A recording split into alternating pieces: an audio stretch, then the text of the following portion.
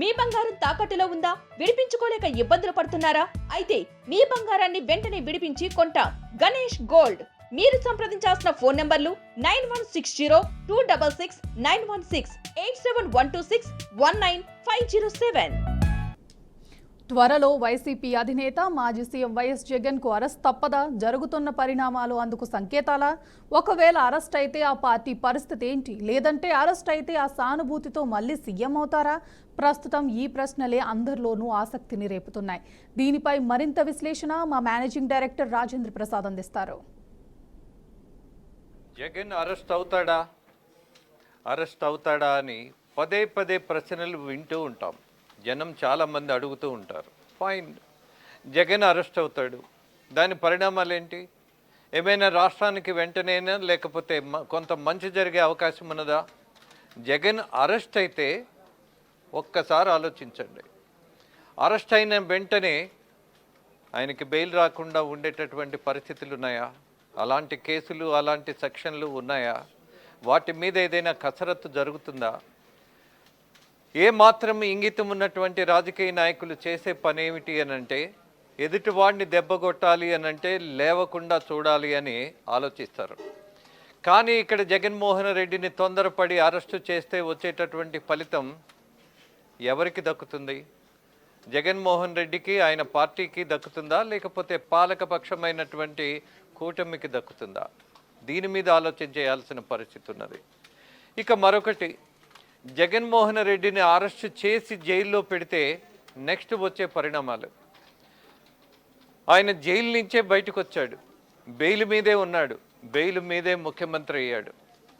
బెయిల్లో ఉండే ఇవాళ ఓడిపోయి ప్రతిపక్షంగా మారాడు. జైళ్ళు, చట్టాలు, కోర్టులు ఆయనకి కొత్త కానే కాదు. ఆల్రెడీ కొంత అనుభవాన్ని, కొంత పరిశోధన కూడా చేశాడు ఆయన, కోర్టుల్ని ఎలా ఆపరేట్ చేయొచ్చు అని. మరొక కోణం కూడా, ఇవాళ కోర్టుల్లో వేటికి బెయిల్ వస్తోంది అని అంటే జనం చాలామంది ఆలోచిస్తున్నారు, ఇలాంటి కేసుల మీద, ఇలాంటి నేరస్తుల మీద వీళ్ళకి ఎలా బెయిల్ వస్తుంది అని. అలాగే రాజకీయంగా లోతైనటువంటి అవినీతికి పాల్పడినటువంటి రాజకీయ నాయకులకి బెయిల్ ఎలా ఇస్తారు?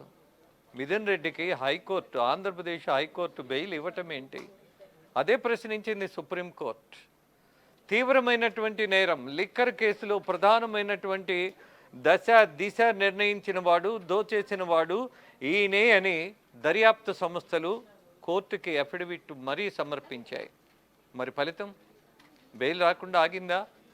లేదే. మరి జగన్మోహన్ రెడ్డికి బెయిల్ ఎందుకు రాదు? అరెస్టు చేస్తే వచ్చేటటువంటి ఉపయోగం ఏంటి? ఆయన మీద ఉన్నటువంటి ఆరోపణలు గనక నిరూపించగలిగితే 100% ఒక ఫలితం సాధించినట్టు. కానీ మాత్రం ఇప్పటికప్పుడు ఈ 3 ఏళ్లలో జగన్మోహన్ రెడ్డి ఈ నేరాల్లో దోషిగా ఉన్నాడు, ఆయన శిక్షకు అర్హుడు అన్నటువంటి తీర్పు వస్తే ఫలితం ఉంటుంది. లేనప్పుడు ప్రభుత్వానికి వికటిస్తుంది ఈ నిర్ణయం.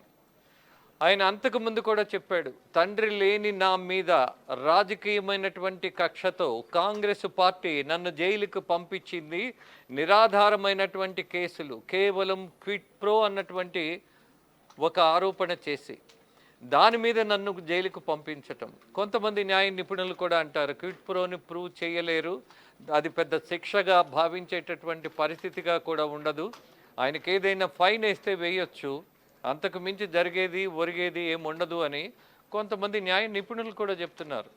అఫ్కోర్స్ ఇవాళ సిబిఐ కానీ, ఈడీ కానీ ఆయన దరిదాపు 43,000 కోట్లు దోచేశాడని ఏదో ఫైల్ చేసి ఉండొచ్చు. బట్ విచారణ మరి 10 సంవత్సరాల నుంచి జరగదే. ఈ దేశంలో ఉన్నటువంటి న్యాయ వ్యవస్థను ప్రతి సామాన్యుడు కూడా ప్రశ్నించేటటువంటి ఈ దౌర్భాగ్యపు ఈ రాజకీయం ఎందుకు, ఈ న్యాయ వ్యవస్థ ఎందుకు అన్నటువంటి ప్రశ్నకు సమాధానం ఎక్కడ?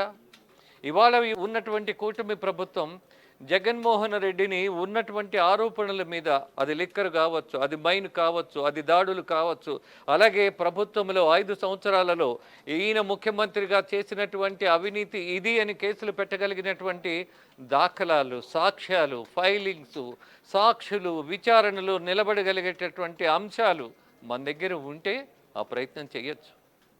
కానీ మళ్ళీ ఒక తీవ్రమైనటువంటి నేరారోపణలో ఉన్నటువంటి నాయకుడినే 10 సంవత్సరాల తర్వాత కూడా కోర్టుకి విచారణ పిలవలేనటువంటి వ్యవస్థలో మాజీ ముఖ్యమంత్రిని అరెస్టు చేస్తే వచ్చేటటువంటి ఫలితం ఏంటి అని ఇవాళ కూటమి ప్రభుత్వం కూడా డిఫెన్స్లో పడి ఆలోచించే దశ ఉంటుంది.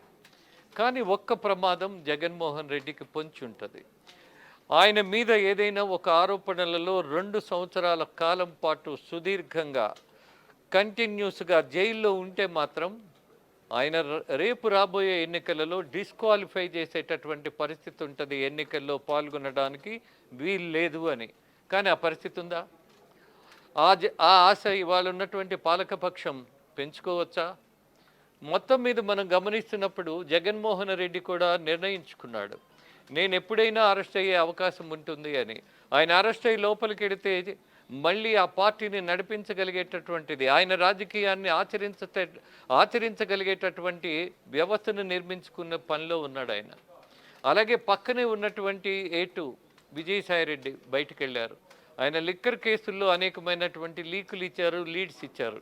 కానీ ఇవాళ ఉన్నటువంటి ప్రభుత్వం ఆయన్ని గుర్తించట్లేదు అని ఆయన కూడా బాధపడే అవకాశం ఉన్నది. కారణం ఆయన ఏదో అప్రూవర్గా మారాడు అన్నటువంటి అనధికార అప్రూవర్గా ఉన్నాడా? అందుకే ఆయన అరెస్ట్ చేయలేదా? ఇవాళ ఉన్నటువంటి కూటమి ప్రభుత్వానికి కానీ కేంద్రంలో ఉన్నటువంటి బీజేపీ పార్టీకి కానీ ఏదైనా విజయసాయిరెడ్డితో సఖ్యత ఉన్నదా? లోపాయికారి ఒప్పందం ఉన్నదా? జగన్మోహన్ రెడ్డి మీద జరిగినటువంటి ఆరోపణలు నిజమెంతో చెప్పగలిగినటువంటి ఏకైక నాయకుడిగా ఆయన ప్రోత్సహిస్తూ ఆయన అరెస్ట్ చేయకుండా ఆయన ప్రొటెక్ట్ చేస్తూ ఆయన దగ్గర నుంచి కొన్ని లీక్స్ తీసుకుంటున్నారా, కొన్ని విషయాలను తెలుసుకుంటున్నారా అని అంటే విజయసాయిరెడ్డి కూడా కొంత వెనకడుగేసినట్టుగా కనిపిస్తోంది. ఎనీహౌ, ఎవరెవరి రాజకీయం వాళ్ళకు ఉన్నటువంటి నేపథ్యంలో జగన్మోహన్ రెడ్డి అరెస్ట్ అవుతాడా లేదా అనంటే ఈ 3.5 ఏళ్లలో ఖచ్చితంగా అరెస్ట్ అవుతాడు. ఎప్పుడు ఎలా అనేది వేచి చూడాల్సిన అంశమే. దీని మీద పెద్దగా తలబద్దలు కొట్టుకోవాల్సిన అవసరం ఎప్పుడు ఎక్కడ ఉండాల్సిన అవసరమే లేదంటాను.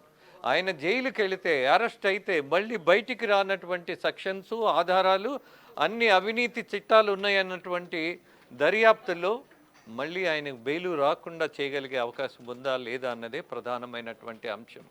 చూద్దాం. ఆయన్ని అరెస్ట్ చేయగలిగేటటువంటి అవకాశం కూటమి ప్రభుత్వానికి ఉందా లేదా? ఆయన్ని అరెస్ట్ చేయకుండా ఉండేటటువంటి ప్రయత్నం చేయడానికి ఇవాళ కేంద్ర నాయకులు ఎవరైనా అడ్డుపడుతున్నారా లేదా? అలాగే ఆచితూచి మనం నిర్ణయం తీసుకోవాలన్నటువంటి జాగ్రత్తలో కూటమి ప్రభుత్వం ఉందా? ఇవాళ జగన్మోహన్ రెడ్డిని అరెస్ట్ చేయలేదు అన్నటువంటి వాదన బలపడితే వచ్చే ఫలితం ఏంటి? చేస్తే వస్తే పరిణామాలేంటి? ఆయన లోపలికి వెళితే ఆయన తర్వాత వచ్చేటటువంటి నాయకులు ఎవరు? ఇదంతా స్పెక్యులేషన్. చూద్దాం, నిజమేదో గమనిద్దాం.